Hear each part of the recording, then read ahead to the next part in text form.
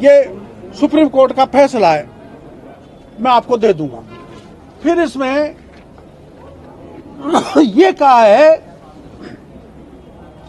कि उक्त न्यायिक दृष्टांत में स्पष्ट कहा गया है कि किसी भी मामले में पुनः अनुसंधान सिर्फ उच्च न्यायालय या उच्चतम न्यायालय के आदेश के पश्चात ही किया जा सकता है। इंग्लिश में आदेश है, neither the investigating agency nor the magistrate has any power to order और कंडक्ट फ्रेश इन्वेस्टिगेशन। फिर दूसरा है, इसमें the magistrate has no power to direct reinvestigation or fresh investigation in the case initiated on the basis of the police report। जो police में initially जो reporting हो गया। तीसरा है the power to order or direct re-investigation or de novo investigation falls in the domain of higher court, that to a exceptional cases। तो ये अनुसंधान अधिकारी के खिलाफ, इसमें जिसने इसका नाम निकाला है उसके खिलाफ मुकदमा दर्ज होने का मामला बनता है। यह कि इस प्रकार अनुसंधान अधिकारी द्वारा उच्च न्यायालय या उच्चतम न्यायालय से पुनः अनुसंधान हेतु किसी प्रकार की कोई स्वीकृति प्राप्त नहीं की, जो कि माननीय उच्चतम न्यायालय के न्यायिक दृष्टांत की अवमानना है। इसके अतिरिक्त सीआईडी सीबी द्वारा इस मामले को बंद करने की प्रक्रिया और निर्णय भारतीय दंड संहिता की धारा 166 ए बी के तहत एक संज्ञेय अपराध की श्रेणी में आता है, जो कि गंभीर अपराध है। धारा 160 ए ये कहता है कि 160 ए लोक सेवक जो विधि को अधीन निर्देश की अवज्ञा करता है, जो कोई लोक सेवक होते हुए किसी ऐसे रीति को जिससे वो ऐसा अन्वेषण करेगा नियम विरुद्ध करने वाली विधि के किसी अन्य निर्देश की किसी व्यक्ति पर प्रतिकूल प्रभाव डालने के लिए जानते हुए अवज्ञा करता है, तो उसे 6 माह का कठोर कारावास है उस आईओ को जिसने ये कविता शर्मा का नाम निकालने का कुत्सित प्रयास किया है। मामला बहुत लंबा है और ये एफआईआर है जो मैंने बताई थी 525/2017 थाना झोंटवाड़ा। इसमें जो मुस्तकिस है झोंटवाड़ा की शकुंतला मूदड़ा, उसकी एफआईआर है। और एफआईआर में ये पुलिस ने मिलजुल के एक बहुत बड़े असर में आकर इसके खिलाफ कार्रवाई नहीं की। अब इसके खिलाफ 2 जांच और हैं। डीसीपी पश्चिम की दूसरी जांच, पहली जांच किधर है?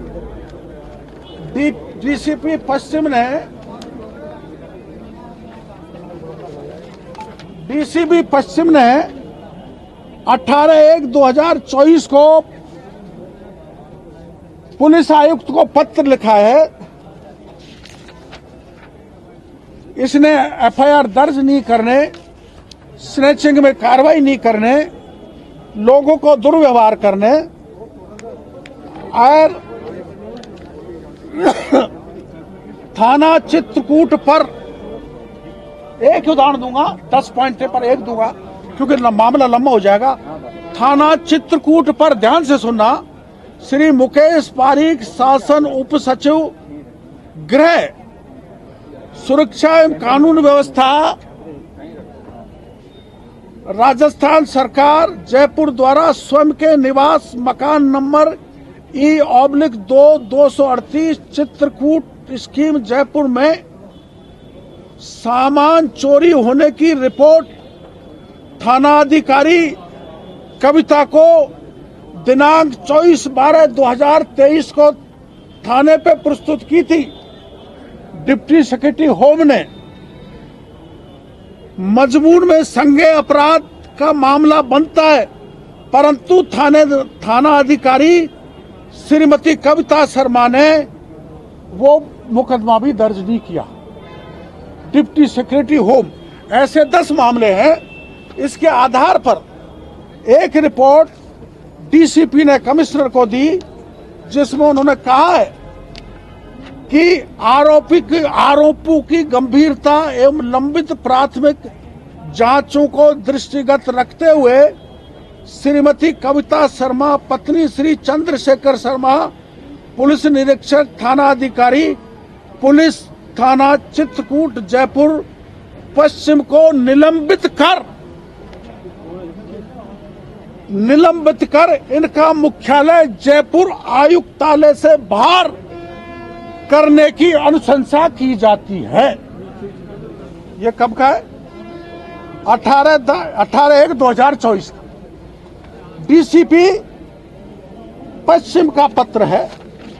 और दोबारा वही डीसीपी लिखते हैं 22/1/2024 को कमिश्नर के लिए श्रीमती कविता शर्मा थानाधिकारी पुलिस थाना चित्रकूट जयपुर को अविलंब स्थानांतरण करके अन्यत्र नॉन फील्ड में पदस्थापन करने के लिए। इसमें 10 प्रकरण है।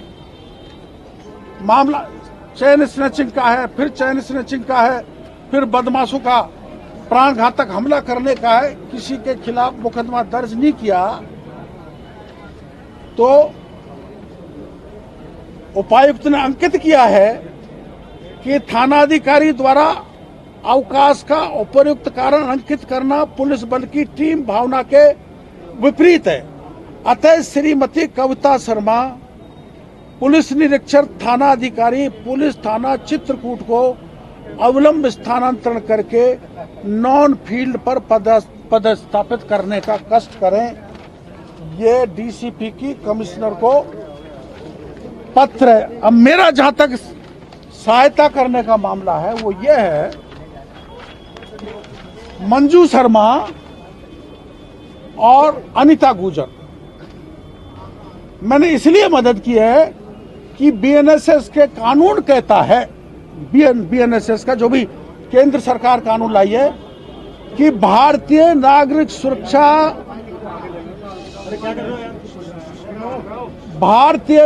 सुरक्षा संहिता की धारा 179 के अनुसार किसी महिला से पूछताछ उसके निवास स्थान के अलावा अन्यत्र नहीं की जा सकती।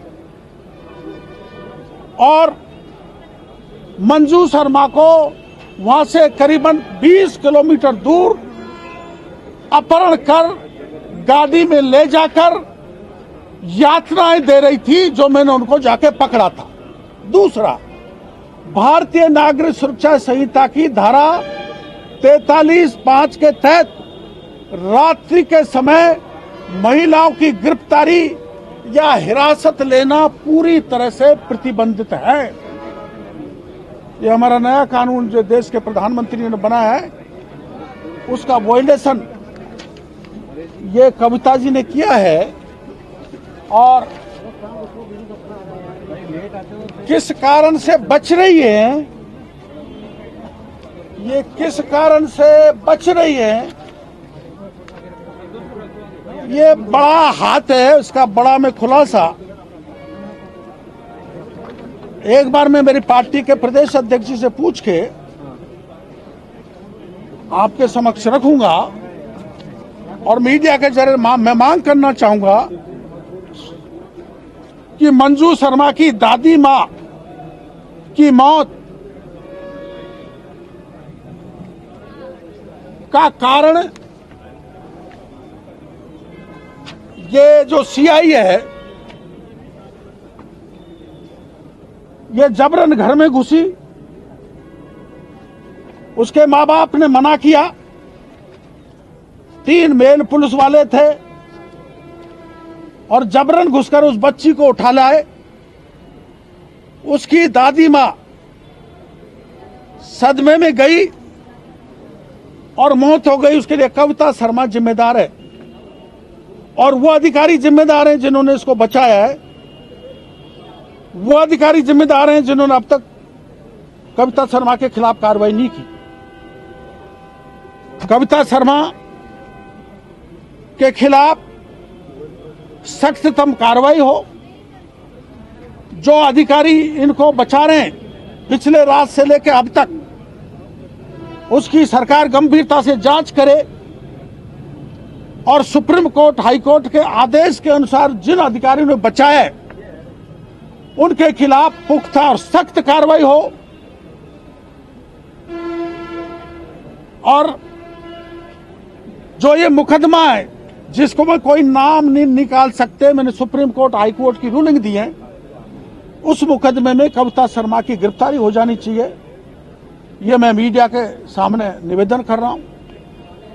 कल मुख्यमंत्री जी से भी मौका मिला, टाइम मिला तो निवेदन कर आऊंगा और प्रदेश अध्यक्ष जी से पूछकर कौन किस किस के बड़े हाथ हैं तब मैं इनको उजागर करूंगा। ये कौन से अधिकारी है जिनका नाम आप अभी नहीं बता रहे हैं, कौन जिम्मेदार है अधिकारी? ये तो जांच में है।